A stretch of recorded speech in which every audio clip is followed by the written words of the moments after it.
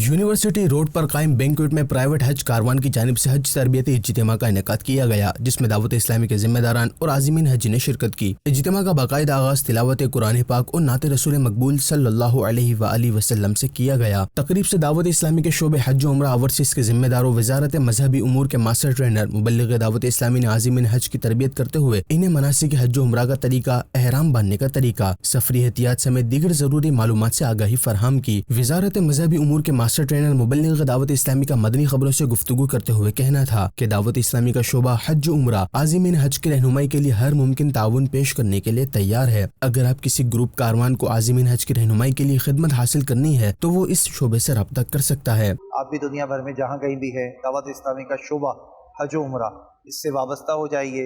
अगर आप कोई हज का काम करते हैं, आपका टूर है और आपका अगर कोई कारवान है, तो मजलिस के जो हमारे शोबे के मास्टर ट्रेनर हैं उनको बुलाइए, उनके ज़रिए से अपने आज़मीन हज की तरबियत करवाइए। इंशाअल्लाह बेहतरीन अंदाज में उनका हज होगा, उनका उम्रा होगा।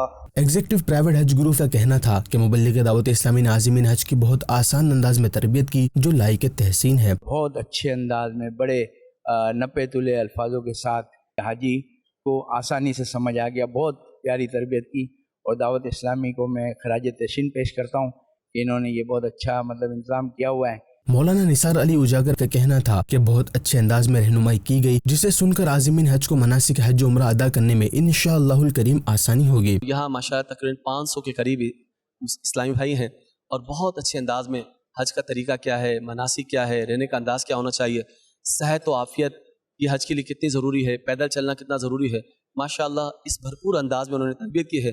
आज़िमीन हज का कहना था काफ़ी चीज़ें पता चली मुझे जिसके बारे में इल्म नहीं था, उससे मुझे और यहाँ आने से काफ़ी हज के बारे में इंफॉर्मेशन हुई।